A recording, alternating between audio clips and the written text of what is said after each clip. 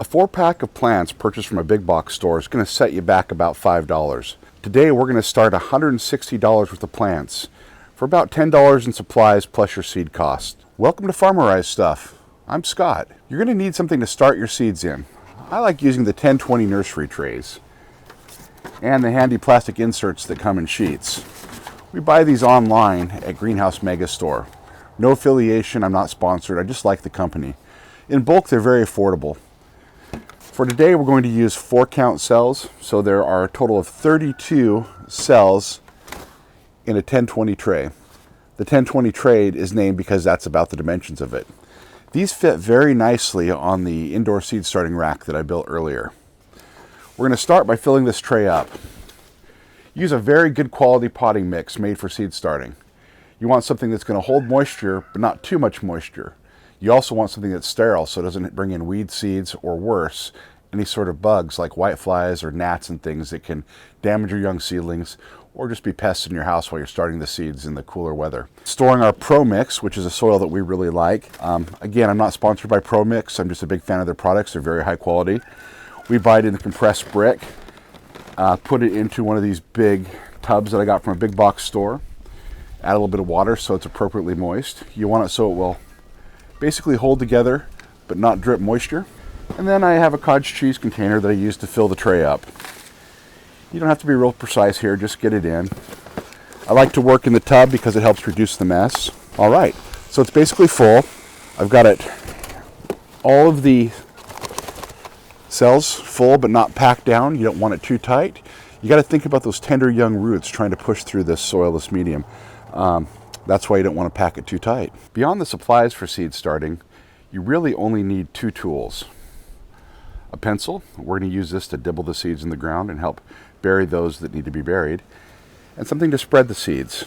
I take the corner of a junk mail envelope, cut it up, turn this little handy seed starting apparatus. I do like to line the inside of it with clear tape because when I fill it with seeds, I will tap the seeds out or use my pencil to help disperse them. This is a really easy way to limit the seeds so you don't overplant. You don't need to overplant, it's actually a waste. Works really good, and this is free. Far too often gardeners will get hung up on the planting instructions listed on the back of a seed packet. For example, the cilantro says I'm supposed to plant it 1/4 inch deep. Since we're starting these seeds indoors in a near perfect environment, I think this is less critical. I worry about 2 factors.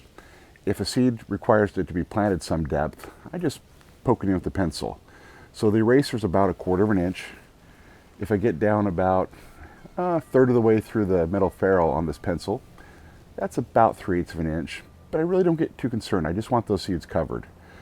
Other seeds do not require putting in a hole or planting per se, but they do require direct contact with soil. Basil is a great example. With basil, I'll use my little envelope tool to scatter the seeds on the top of the cell, and then I'll press those seeds into the soil for direct contact with my fingers. We're going to start by planting some Mexican sunflower, Dahlia. This should be a beautiful plant. These are some brand new seeds that we got this year. Get them open. They're fairly large, so they're going to be very easy to plant. I like to put them all into my handy dandy envelope seed starter. Get them kind of pushed out and even. I'm going to plant like maybe 3 of these per cell. That's probably a little dense, but that's okay. I haven't grown these before. I could have done this by hand, just use my fingers, but I'm getting older, bifocals, vision's just not as good. This is a great solution. Seldom do I plant a full pack of seeds. I find that there's so many seeds. If I do more than I need, they just get wasted and I have more plants to deal with. I like to start lots of varieties, so I'll limit my cell counts for any particular seed I'm planting. So in this case, I'll put the Mexican sunflowers back in the seed package, close it up, tape it shut, and we'll have some more seeds for next year. With the seeds sitting on top of the soil in the cells, I'm going to find the seeds and gently press them in. Again, the packet said plant these about 1/4 inch deep. I'm not too worried about it. I'm just getting them in there so they're covered fully. I think when you're starting outside in native garden soil, it matters more just because of the harsh conditions, the effects of water on the soil. But here in this soilless medium under my grow light rack, just get these covered and gently pressed in will work perfectly. Next, we're going to plant some Dahlia, Irwin's Dwarf Mix Colors. We got these seeds from a big box store. American Seed is a manufacturer. Although all prices have gone up, American Seed still offers 50-cent seeds if you can find a retailer that carries them. This is a great deal. There's quite a few seeds in this package and they've got a wonderful variety of mixes. These Alyssum seeds are fine, like little flakes of pepper. My envelope planter will come in very handy.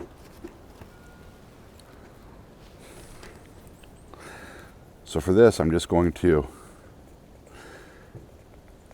gently tap the envelope with my pencil and spread out maybe 10 or 12 Alyssum seeds.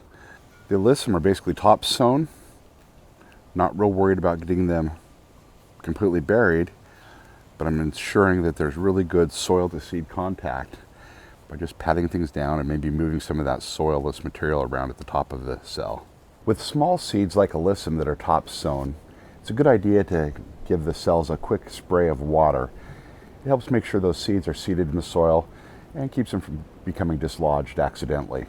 When we put these on the grow rack, we'll give everything a good drink of water from the bottom and mist again from the top. This is a new one for me, growing asparagus from seed. We've always used root divisions to grow asparagus, but my wife found these seeds for 50 cents, so we'll give it a shot. We did soak them in water overnight, so I'm going to use a spoon to fetch them out of the water to get them planted. I think there's enough asparagus seeds in here to do 3 seeds per cell. This isn't as easy as using the envelope for placing the seeds, but fortunately the seeds are larger, so it's not too bad of a job. As before, I'll use my pencil to bury the asparagus seeds.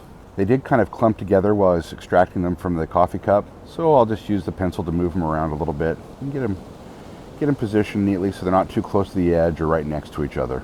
Now I'm going to plant some blackberry lilies. I'm very excited about these flowers. Big shout out and thank you to Holly for sending us these seeds.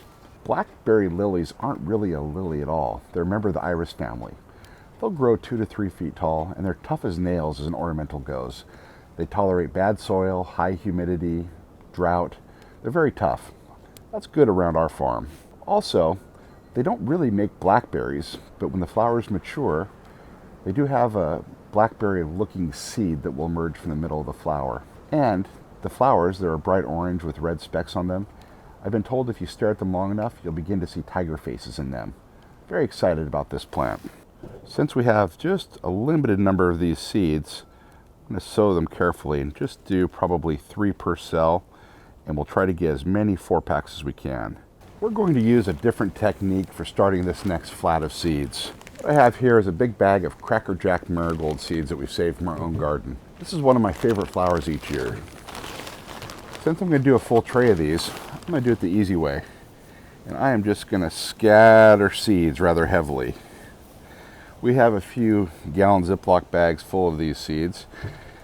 And we're going to hedge our bets by starting some indoors, but mostly they'll be started outdoors, direct sown in the beds where they're going to live. Once I've got the seeds kind of where I want them, I'm going to just bury them lightly by sprinkling additional potting soil on top of them. And once I get this done, I'll go ahead and press the seeds in and make sure everything's more or less buried. They don't have to be real deep. Just covered with soil, good soil contact, and things will be just fine. Marigold seeds germinate very easily, and these seeds are quite fresh because we grew them last year. And like the other seeds, I'll just make sure that there's good soil to seed contact. Now that all 4 trays have been planted with seeds, I'm going to mist everything down really well and give the plants a drink of water. It's also very important to remember to add your plant tag, because otherwise when these things start to sprout, I'll have no clue what's coming in. This is a full tray of catnip. Each tray gets about a half gallon of water. We like to save these milk jugs because they're very convenient for watering. The soil's pre-moistened, then I of course mist the top, and it will have no problem wicking all the water into the cells. If you like growing stuff, I hope you'll subscribe to Farmerized Stuff. Until next time, see you then.